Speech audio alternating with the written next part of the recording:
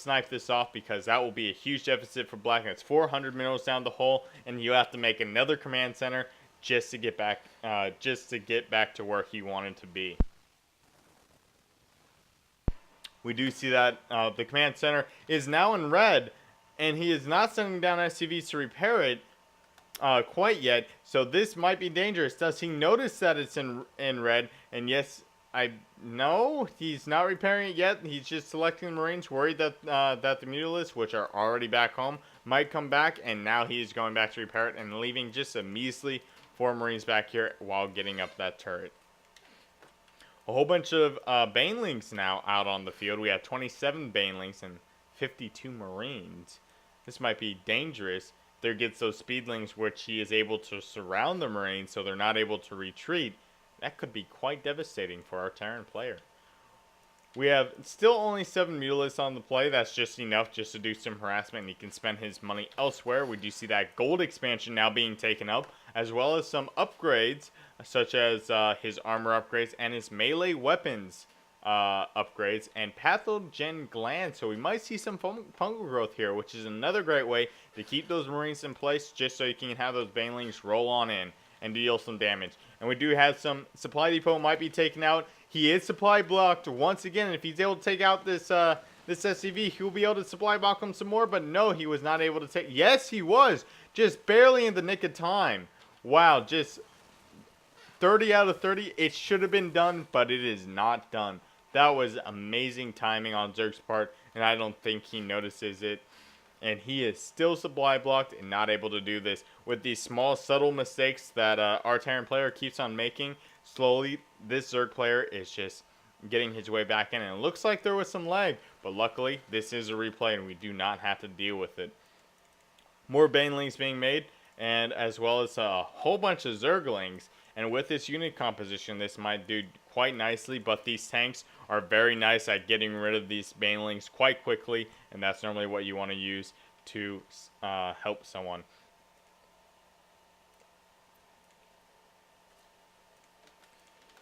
We do have Infestors en route now, as well as that speed, so he might want to do some additional scouting. Terran player now trying to get a gold expansion of his own, so he can be even bases, which no Zerg player likes. He never likes seeing that an even base with a Terran player or a Protoss player. These Infestors, however, are helping him. It looks like he wants to move out soon. He is moving his units.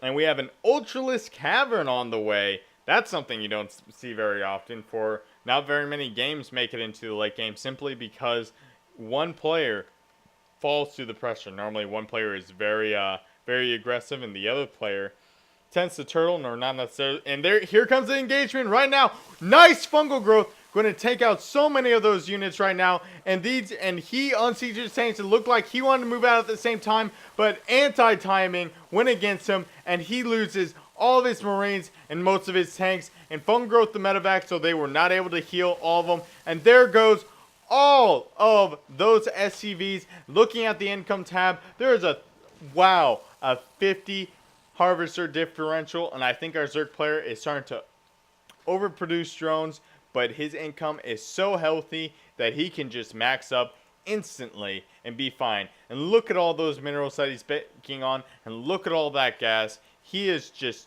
well back into this game, and with that attack, I think our Terran player might lose in this game. And way too many Marines in queue once again, going back and just pressing that A button.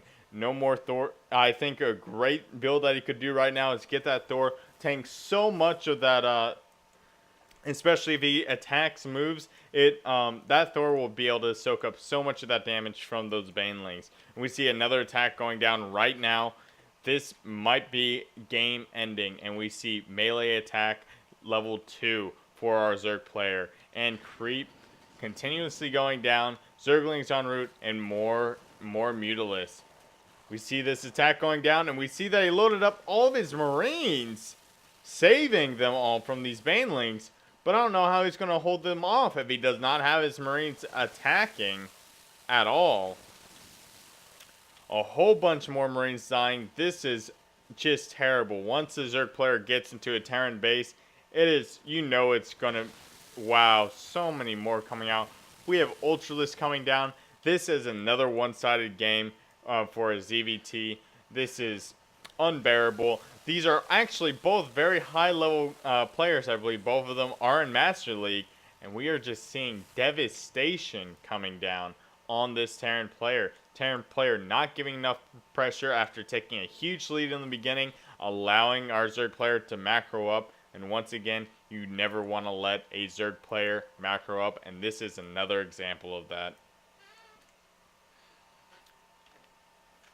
He does still have some nice saturation at this base once again, but he has no saturation at this base because it was destroyed. This base was completely destroyed and mined out completely, so he is basically one basing right now. He does not have this base up at all to continue to stay in this game. He has not enough minerals. He is not macroing correctly. He has way too much gas saved up.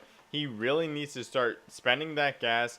Otherwise, he won't be able to get back into this game. He needs to start utilizing those tech options that he could do. He could get weapons level 3. He really needs to get armor just to soak up just a little bit more of that damage that the Banelings can bring along, especially with him getting so many upgrades.